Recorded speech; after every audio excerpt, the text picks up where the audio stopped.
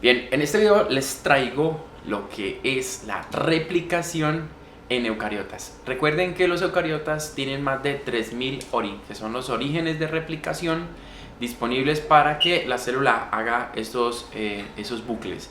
En estos bucles es donde sucede esa replicación.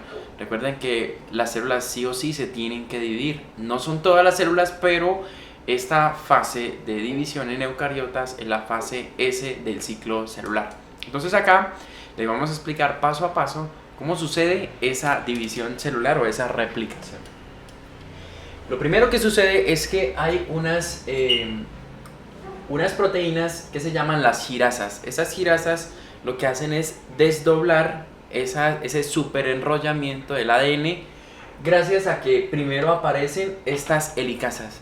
Esas helicasas lo que hacen es romper los puentes de hidrógeno entre los enlaces que hay entre las bases nitrogenadas, rompe esos puentes de hidrógeno, luego entra el ADN a girasa y empieza a desenrollar. Una vez desenrollado, pues vienen las proteínas SSB. Estas proteínas SSB son las que se unen a cadenas libres, a cadenas sencillas del DNA.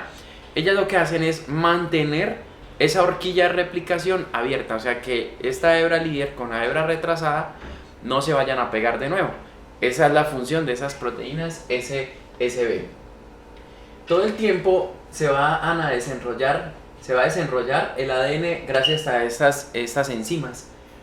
Eso va a suceder a través del tiempo. Por eso se dice que hay una hebra que va a ser continua y otra hebra que va a ser discontinua. Esta hebra continua va a ser de que están actuando aquí estas girasas y las helicasas. Entonces este sentido de la replicación va a ser continuo porque se va a desenrollar. Esta fase dura más de 12 horas. Esta fase es el ciclo celular, que es la replicación. Va a durar más de 12 horas, hasta 24 horas puede llegar a durar.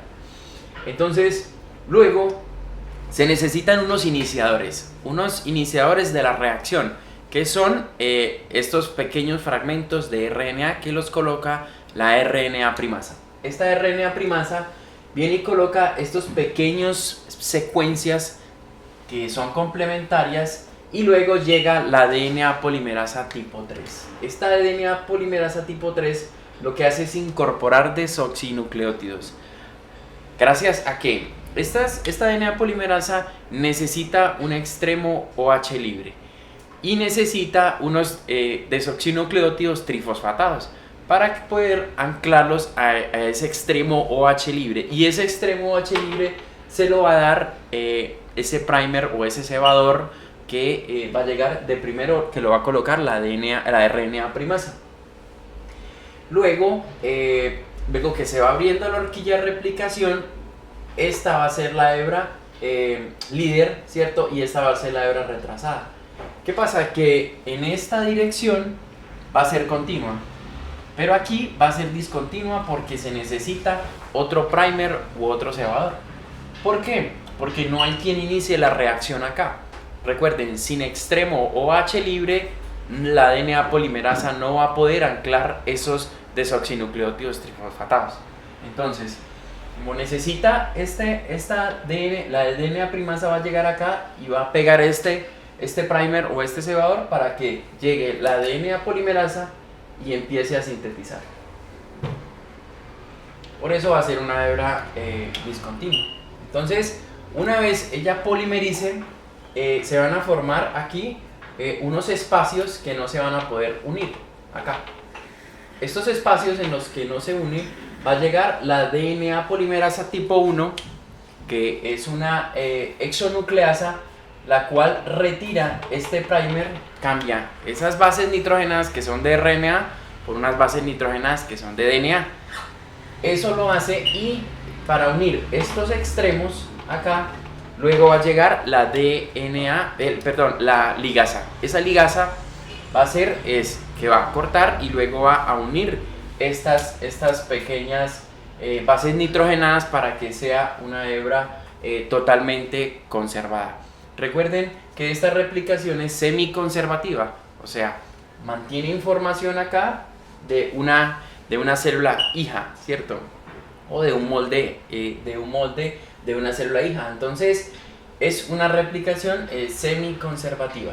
Pues gracias a este modelo de replicación, pues apareció la PCR, porque en la PCR se simula mucho y se inician con unos cebadores primers, se agrega una DNA polimerasa, que es una DNA polimerasa de termófilos acuáticos, en la cual esta polimerasa actúa a 72 grados centígrados.